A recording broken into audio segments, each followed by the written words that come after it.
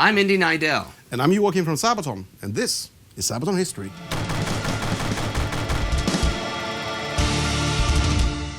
Karol Janoschek is often forgotten today outside of Central Europe, but his story is a story worth telling.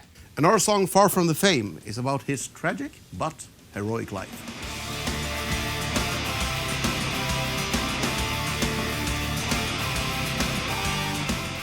I know, Miloš. I know. No, dobrý večer.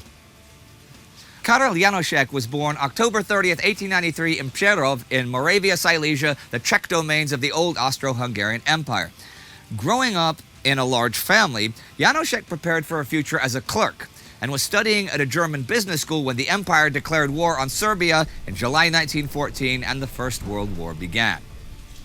With major battles between the Austro-Hungarian and the Russian armies soon ravaging the Eastern Front, turning the fields of Galicia into a graveyard for hundreds of thousands of young men, the empire's war effort was close to collapse. In desperate need of fresh recruits to bolster the ranks, Karol Janoschek was conscripted into the army in June 1915. After completing his training in the 57th Imperial Royal Landwehr Regiment, he was sent away from the Eastern Front to the newly opened Italian front. This was because of his Czech heritage. The Czechs were often portrayed as unreliable elements of the Austro-Hungarian Empire. They and the Slovaks were, it's true, dissatisfied with imperial rule and their lack of autonomy and self-determination. So, doubting their loyalties and suspecting that various Slavic peoples would not fight well or would even desert to brother Russian Slavs, the Czechs and Slovaks ended up fighting in the numerous battles of the Isonzo River until the Eastern Front nearly collapsed under the weight of Russia's mighty Brusilov offensive in the summer of 1916. Even the possibly unreliable Czechs had to be pulled away to fight the Russian steamroller, which genuinely was close to knocking the Austrians out of the war. Anyhow, sometime around July 2nd, 1916, the high water mark of the offensive, Janoschek was captured by the advancing Russians and sent to a prisoner of war camp in Ukraine. Russian high command was well aware of the political discontent of the Czechs, Slovaks, and other Slavic soldiers serving in the Austro-Hungarian army, and planned on turning those men against their former emperor. Janoschek, like many other captured Czechs, took up the offer to switch sides in the hope that after the war, they might be allowed to rule their own country. On August 1st, he joined the 2nd Volunteer Division of the Serbian Army in Odessa, and in October 1916 became part of a Czechoslovak volunteer rifle regiment north of Kiev. After Russia's February Revolution in 1917, the Russian army slowly but surely disintegrated. And as Janoschek's unit was transferred to the front in July 1917, many Russian soldiers were simply deserting. But the Czechs and Slovaks remained, believing in their cause.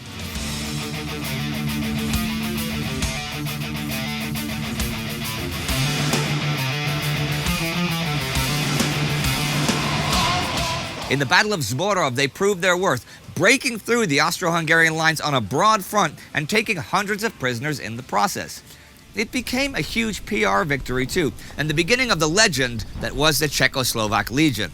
Janoschek himself was wounded on July 18th and did not see any further action until after the October Revolution tore Russia apart.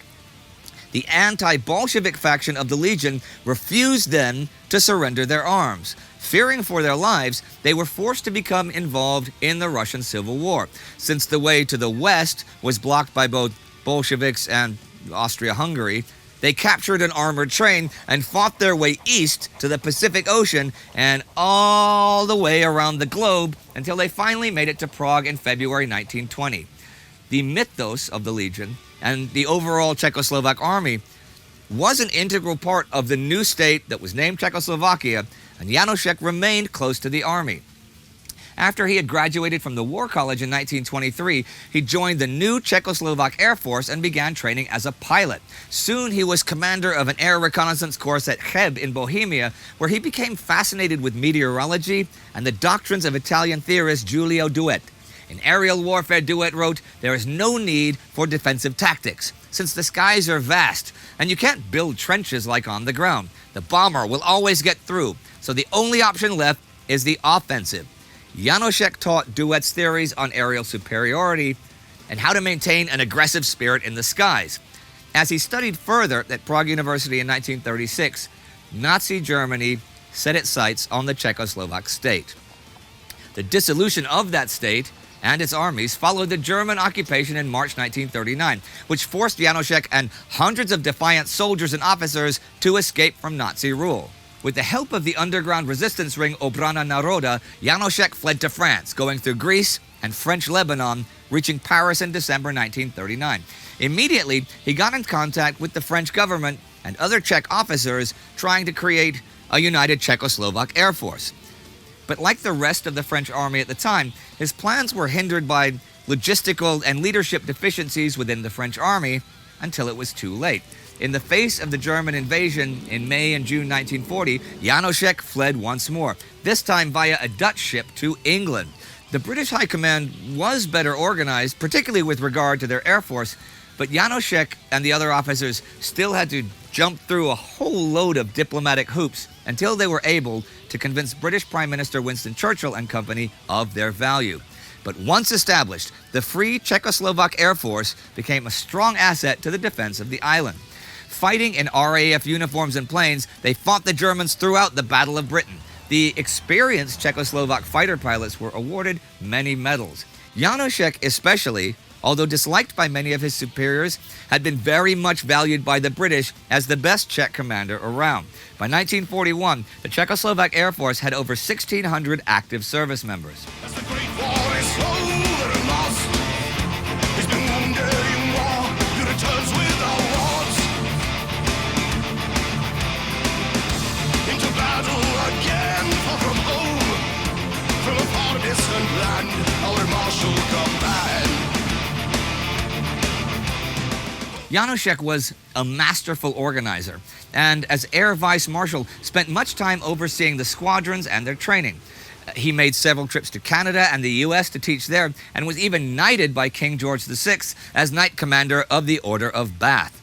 In a speech to the British people, he emphasized that in their common fight against fascism, it was the qualities of liberty, decency, kindness, and common sense that made life worth living. But his fame did not escape his enemies' attention. Back in occupied Czechoslovakia, the Nazis killed his wife, and his sister and one of his brothers perished in the concentration camps of Auschwitz and Buchenwald. Many others from his large family were jailed and tortured in order to get information about him and the Czech resistance. After 5 years of fighting for a different country in a foreign uniform, the war came to a close and it was time to return home. But the journey home was problematic. As the Americans withdrew westward, all of Czechoslovakia fell under the Soviet zone of influence. Relocating British fighter squadrons back to Prague was already a diplomatic nightmare, yet still, by August 1945, Janoschek and his men were allowed to return to their home country as the official Czech Air Force. Siblings sent to the death, his wife made the ultimate prize. Still, as the warrior son, you are our guide. However, although the Nazis were gone, well, the country was by no means free. The supposed alliance between the Soviets and the Western Allies was breaking apart mere months after the end of the Third Reich. The Czech Communist Secret Service monitored every step Janoschek and his pilots made, and every man who had fought for the Western Allies was now suspicious, especially Karel Janoschek, who kept in contact with the British. He was put on a list of potential threats to the regime. The situation worsened dramatically after the coup of the Czech communists in February 1948. Backed by the Soviets, a wave of terror and persecution swept through the country. Tens of thousands were condemned in political show trials, and around 6,500 of them were executed, although the exact number is unknown. Janoschek lost his job, and as it was fruitless for him to find any new position in the military, he decided to flee the country once again. But this time, his escape attempt was betrayed by a double agent. He was arrested and quickly court-martialed as a traitor and deserter. The communists stripped him of everything, his rank, his awards, even his doctorate, and sentenced him to 18 years in prison. While in prison, a guard offered to help him flee. But although Janoschek refused, his sentence was increased to life in prison. In 1955, the political mood shifted again, and Janoschek's prison sentence was reduced to 25 years, and he would finally receive an amnesty in 1960. After the Prague Spring in 1968, Janoschek was rehabilitated, but it would take another 22 years until he would be restored his rank and awards.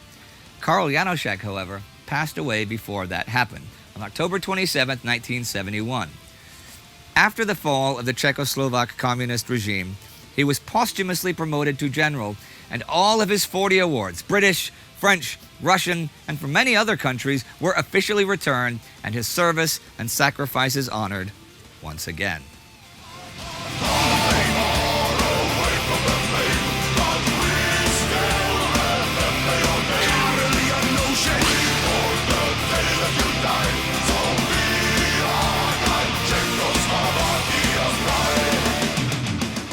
Czech or Czechoslovakian, that's got to mean something particular to just you, right? Yes, Czech beer lies very close to my heart. Okay, well there is that, but there's also, I assume, a lot of your hardcore fans know that you are half Czech, but maybe the casual ones do not know that. No, my mother is Czech by birth and lived there until the 70s sometime. Okay. When a Swedish guy was there building, I guess, department stores and air conditionings and freezers and coolers. Yeah?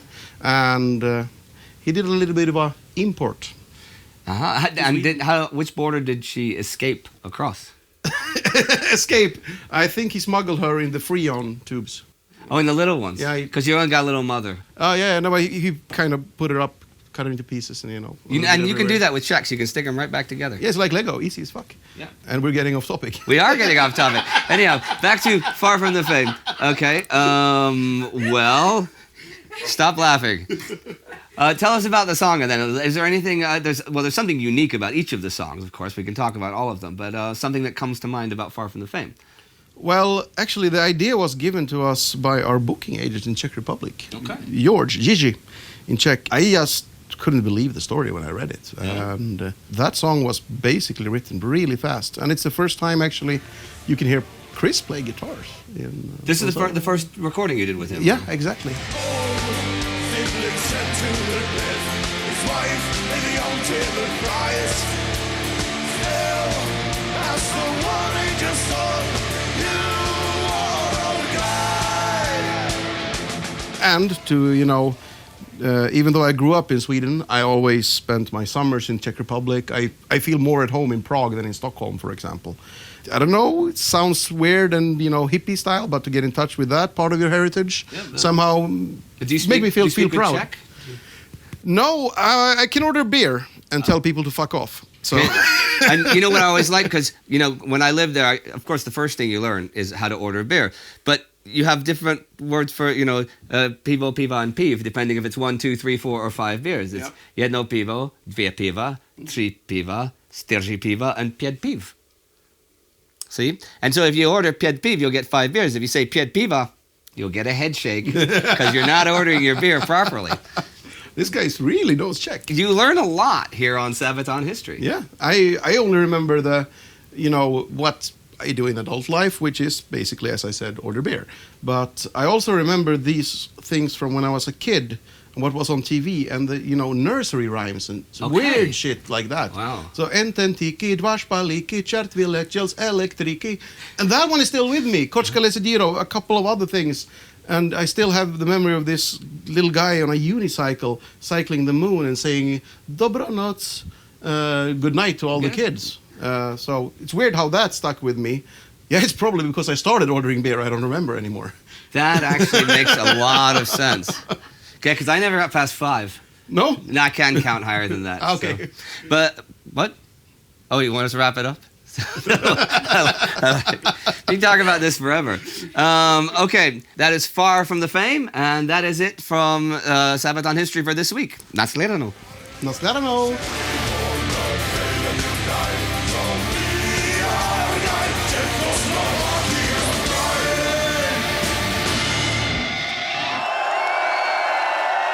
All right, everyone, check us out on Patreon. If you're not a Patreon, you should become one. If not, you're gonna have to do 200 push-ups every day, and I'm gonna be fucking watching you. Click there for more cool videos. Check out Time Ghost, check out World War II. On the ground and give me 20. 20, unless you're a... Fuck. Yeah, let's do it again.